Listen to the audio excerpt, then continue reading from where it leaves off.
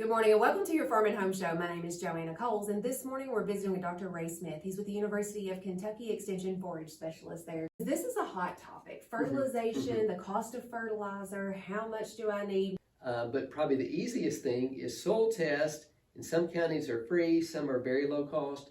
So if you can get a soil test, then you know what is needed. You take off a lot of nutrients in hay.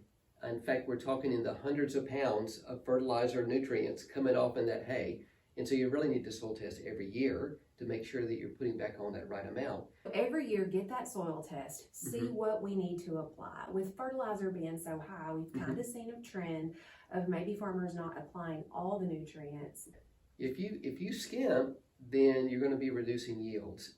So the lime and the phosphorus and potassium on our forage fields, we often talk about late fall is a good time to apply those. That gives time for the lime to work in the soil. The phosphorus and potassium are there for growth, so that's a convenient time. But nitrogen, we think about applying at green up to get a good hay yield. If your additions that are needed are fairly small on the phosphorus and potassium, then you may just apply all at the same time at green up.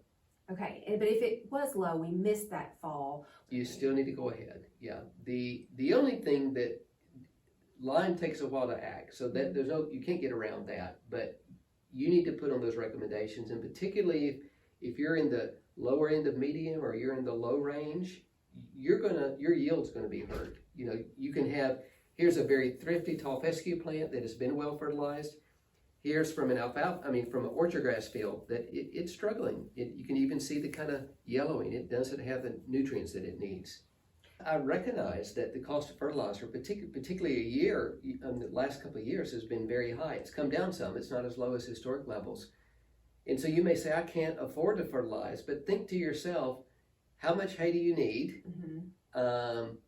With no fertilizer, no nitrogen, phosphorus, potassium, you might be talking a ton per acre, a ton and a half per acre for the whole year is kind of the production. And that's been in studies that we've measured. And you talk about putting on the right amounts of fertilizer, we're talking 3 tons per acre, potentially even more depending on what you're growing.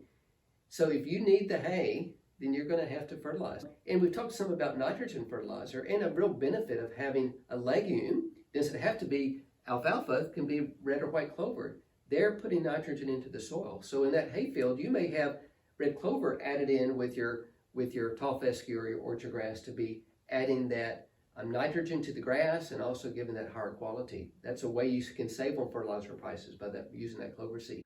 So on our official recommendations, we talk about an application at green up, a potential application there in May after the first cutting, and then another application in the late summer. And so if the weather conditions after the first cutting, and I'm talking the first cutting, say mid to late May, if the weather conditions were getting adequate water, adequate rainfall and not too high temperatures, then putting on a low rate of nitrogen, 40 pounds per acre, that would be 90 pounds of urea. That can really boost your second cutting. And that's really a fairly low amount.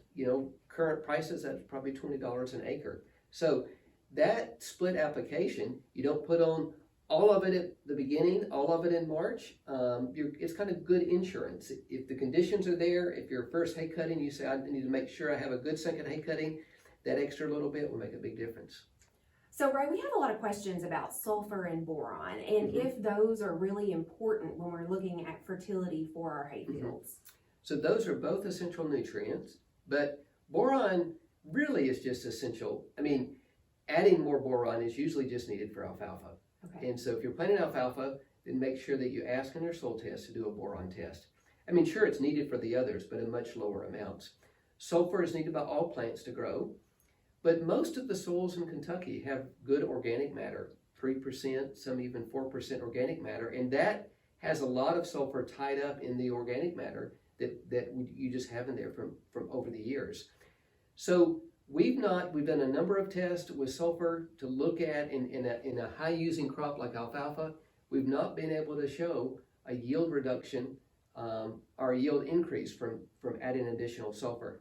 If you do test for sulfur, and it's useful to test for it, there's no problem with that, you need to do a tissue test, not a soil test. Soil tests aren't very accurate for sulfur. And that will tell you precisely whether your plants are deficient in sulfur, and then you make the application if needed. Thanks for watching and have a great day.